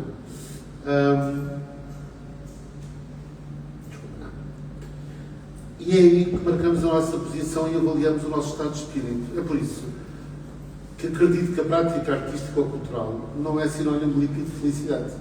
Quantas vezes saímos nós de salas de espetáculos, museus, galerias, salas de cinema e outros espaços de realização de artes, convencionais ou não convencionais, mal-humorados, é? E inacreditavelmente odiados, entristecidos, não é? Melancólicos. Não é só por uma questão de gosto, pois o sim ou não são reduções constrangedoras. Porque às vezes ficamos reféns de imagens partilhadas, da identificação-projeção, da entrada nas nossas zonas obscuras ou do balde de convicções. E cá, as artes e os seus diversos mais locais de apresentação, tal como a estrutura de um prédio, a ordenação de uma cidade, as vias de comunicação, são lugares e habitações do pensamento que revelam gestos, princípios políticos e filosóficos, compromissos, marcas de identidade, posições territoriais, desafios e ações que incitam, repito, e ações que incitam, eventualmente a outras. Talvez seja também essa felicidade que se pode encontrar num acontecimento artístico, a de levar para casa uma enorme vontade de ação. Nem que seja para, quando lá chegamos, fazer a cama e logo de seguida nos deitarmos nela. Pronto, este era a princípio que acabei. Esta ideia da ação que é a ação. Obrigado, mas só mais uma coisa para dizer. Agradecer a estes 3 seres maravilhosos que se disponibilizaram a estar connosco. Inaugurarmos este ciclo que espero, sinceramente, e sem subtextos, que possam continuar por muito mais tempo. Nós, no próximo dia 19 de março, iremos fazer a segunda mesa redonda, ali uma semana antes do Dia Mundial do Teatro. Também iremos ter acho que vamos ter um buquê tão, enfim, tão atrativo e tão, tão poético como este, no género. Eu depois digo. Não, aliás, eu depois pergunto às pessoas e faço o que querem, então, e depois digo. Que é sobre o teatro, que era para ser vivo ao teatro, tem de ser uma coisa muito simples. Mas depois elaboras isto um bocadinho. Então é da morte do teatro, também seria um ótimo tema para ele, e da sua ressurreição.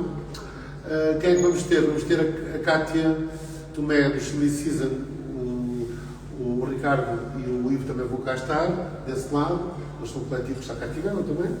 Vamos ter a Mónica Calha, a Mónica Cáder, como quiserem, e vamos ter o João de Brito, que é daqui de Faro, do Lama, no dia 19 de março. Estão mais que todos os convidados, vamos ver se agora. Pronto, vamos ver. Agora mais uma pessoa. Mas agora vocês vão ter um ótimo espetáculo durante 2 anos aí. Vai ser uma trilogia.